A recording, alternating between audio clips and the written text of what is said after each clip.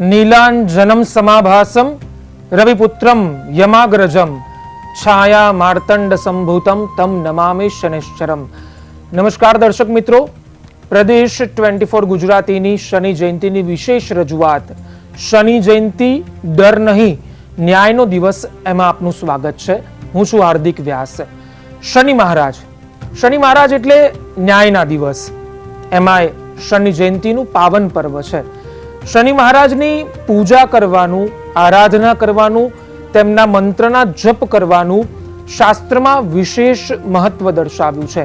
કહેવાય છે કે શનિ જો રીઝે તો રાજપાટ આપી દે, અને જો શનિ નાખુશ થાય કોઈ જાતકથી તો એના ખરાબ પરિણામો પણ ભોગવવા પડતા હોય છે.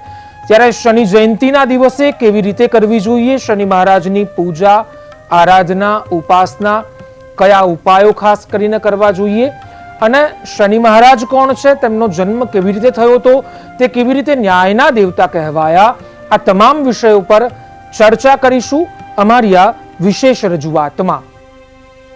આપણે વિશેષ રજૂઆતમાં આપણને શનિ જયંતીના વિષય પર માર્ગદર્શન આપવા માટે, માહિતી આપવા માટે આપણી સાથે જોડાઈ ગયા છે મહારાજ રમેશભાઈ શુક્લા.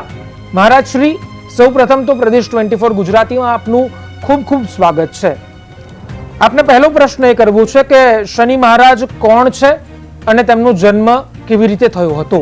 શનિ મહારાજ એ શાસ્ત્ર પ્રમાણે સૂર્યપુત્ર છે, અને જ્યારે સૂર્યની પત્ની છાયા, એમને ખૂબ તપ કર્યું, એમને સંજ્ઞા નામ હતું, પણ પછી એનું બીજું નામ છાયા છે. એ છાયાએ બહુ તપ કર્યું, અને તપ કર્યા પછી શિવજીનું ખૂબ તપ કર્યું, અને એમનું શરીર કૃશ થઈ ગયું, અને ત્યારે એમને આ પુત્ર સંતાન તરીકે શનિદેવ રહ્યા, અને શનિદેવનો ઘણા માસ પછી જન્મ થયો.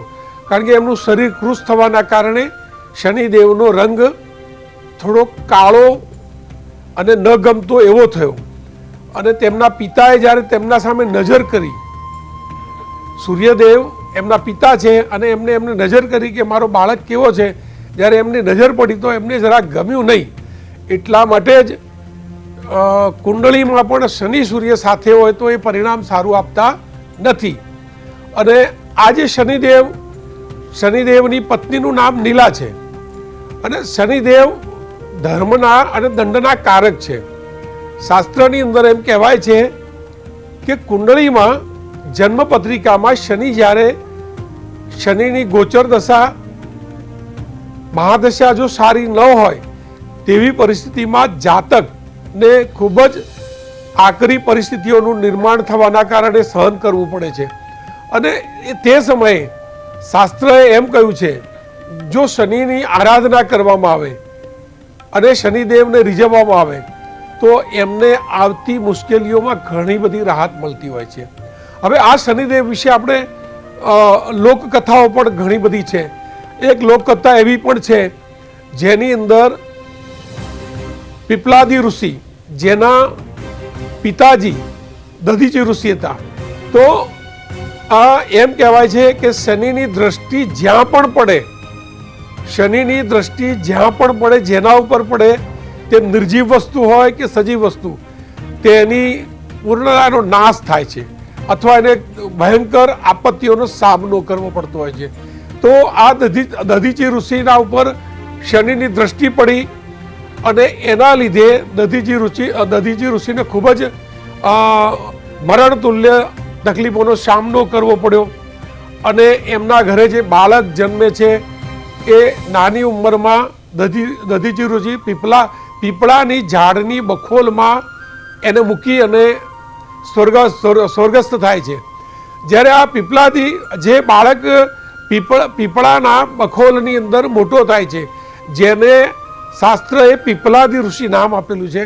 આ પીપલાદી ઋષિ ખૂબ જ તપ કરે છે, અને આ તપ કરે છે અને ભગવાનનું વરદાન મેળવે છે, શિવજીનું. અને એમ કહે છે કે હું જેના ઉપર દ્રષ્ટિ કરું તે માણસ ભસ્મ થઈ જાય. જ્યારે આ ખૂબ તપ કરે છે, અને એમને સંકલ્પ લીધો કે મારે શનિદેવને પાઠ ભણાવવો છે, અને આ શનિદેવને પાઠ ભણાવવા માટે એમને ખૂબ તપ કર્યું, અને તપ કર્યા પછી એમને ભગવાને વરદાન આપ્યું કે તું જેના સામે નજર કરીશ તે ભસ્મ થઈ જશે. તો જ્યારે એમને તપ કર્યા પછી એમને શનિ ઉપર દ્રષ્ટિ કરવાનું નક્કી કર્યું અને એમના ઉપર દ્રષ્ટિ કરી ત્યારે એમની પત્ની નીલ પત્ની એમની પત્ની આવી એમને વિનવણી કરી કે મારા પતિદેવને કંઈ તકલીફ ન થાય એના માટે હું માફી માગું છું.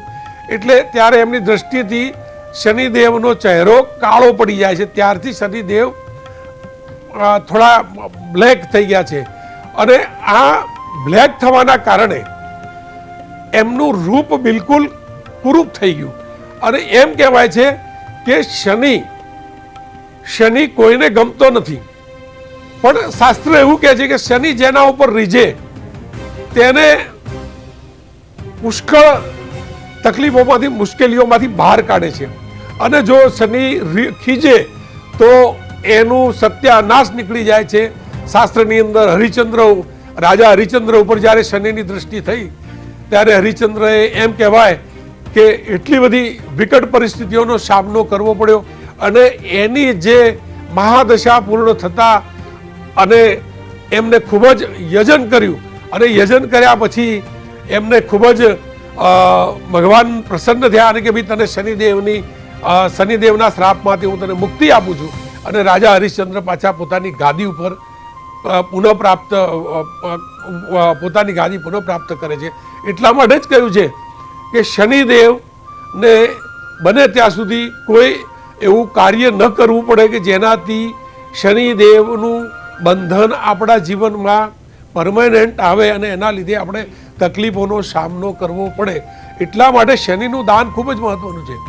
હવે શનિના દાનમાં શાસ્ત્ર એવું કહ્યું છે કે લોખંડનું પાત્ર આપવું, ખીલી આપવી, અડદની દાળ આપવી અથવા અડદની દાળની વાનગીઓ આપવી, ગરીબોને દાન કરવું, જેઓ કોઈ ચિંથરેહાલ કપડાં પહેરેલા હોય એવો વિસ્તાર હોય ત્યાં ગરીબ માણસોને જે ખરેખર જેમને ભોજનની તકલીફ છે, જે ભૂખ્યા છે, એમને શનિવારના દિવસે અથવા અમાવસ્યાના દિવસે અથવા શનિ જયંતિના દિવસે જો આવા વ્યક્તિઓને મતલબ નિર્ધન વ્યક્તિઓને નિર્ધન વિસ્તારમાં જઈ જ્યાં શનિનો પ્રકોપ હોય છે ત્યાં જઈને જો આ ભોજન કરાવવામાં આવે તો તમારા ઉપર શનિ રાજી થાય છે અને તમારા જીવનમાં આવતી મુશ્કેલીઓનું ચોક્કસ નિવારણ થાય છે.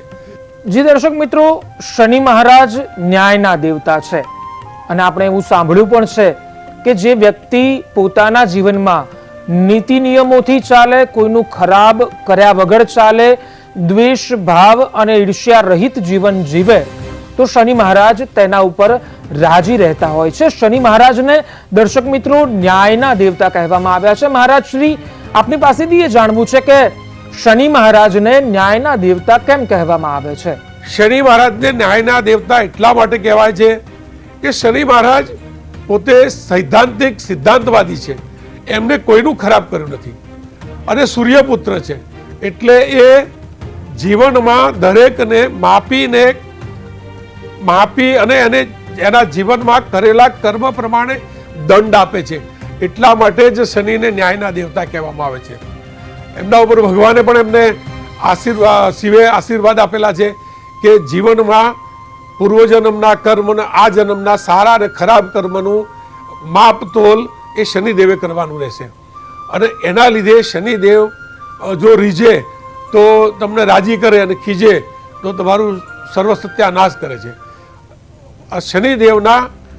શનિદેવના મુખ્ય દાનમાં અડદ અને લોખંડનું પાત્ર આવે છે અને કાળા વસ્ત્રો આવે છે.